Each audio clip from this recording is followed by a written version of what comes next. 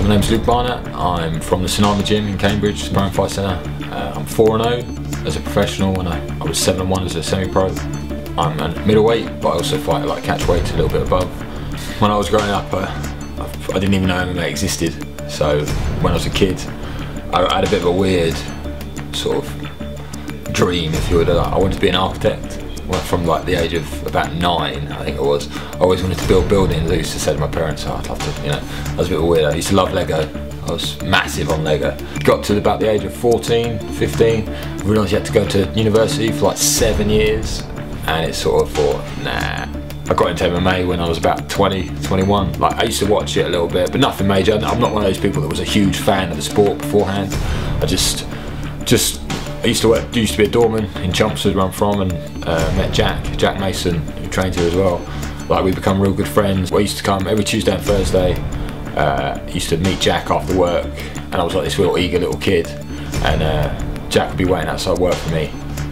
And I think he always thought I wasn't going to turn up, like, because he's had a few other people going, yeah, I want to do it, I'll come along.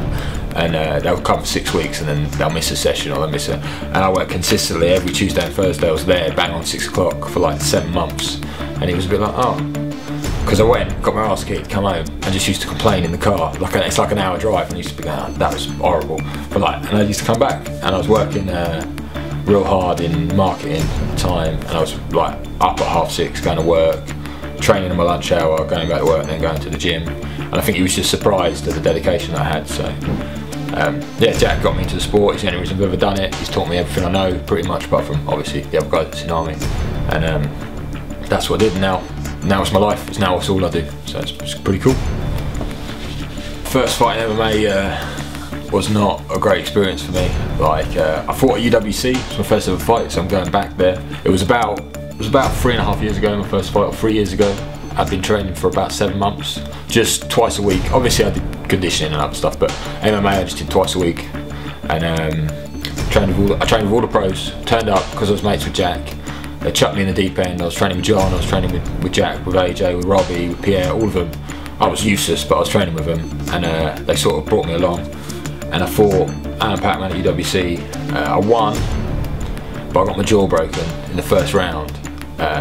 Because I didn't know how to box at all, and I just had my hands like here, and I remember the corner going, put your hands up, put your hands up. I was thinking in my head, my hands are up, my hands are up, go on, go on. Like, mentally, it took me about a year to realise my hands have to be here, not here. So I got hit with a big overhand right, and he broke my jaw. I don't think he even knows that, because I kept it quiet, obviously.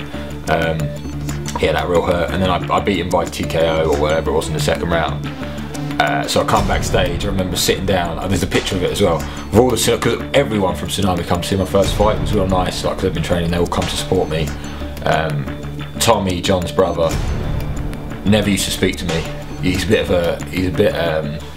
used to think I was just some like kid from the city who was a posh kid who just wanted to do a bit of fighting, and he used to come out and he used to hate it, and that day, he always says it to me now, goes, that day when you got your jaw broken and you come back on one, you earned my respect, because, you know, he was brought up around fighting, and he knows I wasn't, and he thought I was just a bit of a pussy, basically, and he thought, yeah. So then he started talking to me, and I got on real well with him.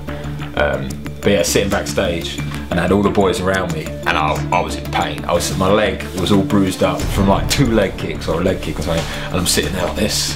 My jaw can hardly talk, and I was like, I'll just get a picture, and everyone's standing around me, and I'm like, in pain, in some serious pain. And I think I fought in September, and I couldn't have Christmas dinner because my jaw was broken, couldn't have anything. But for some reason I still came back and carried on. Staying undefeated, so I suppose brings pressure, but I put a lot of pressure on myself anyway.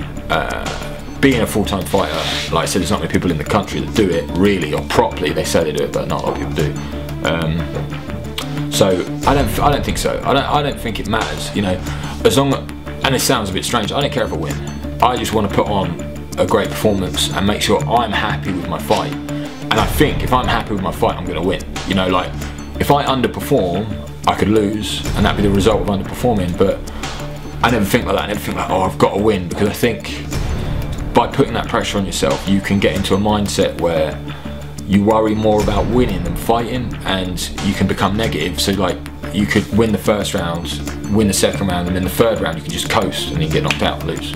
You know, or you become afraid to initiate and do things. And I think a lot of the guys that have had a lot of fights that then get a bit of a reputation, they start worrying about that stuff, and it affects their game quite heavily. So I just think about performing, doing the guys at Tsunami proud. You know, they've put a lot of time into me.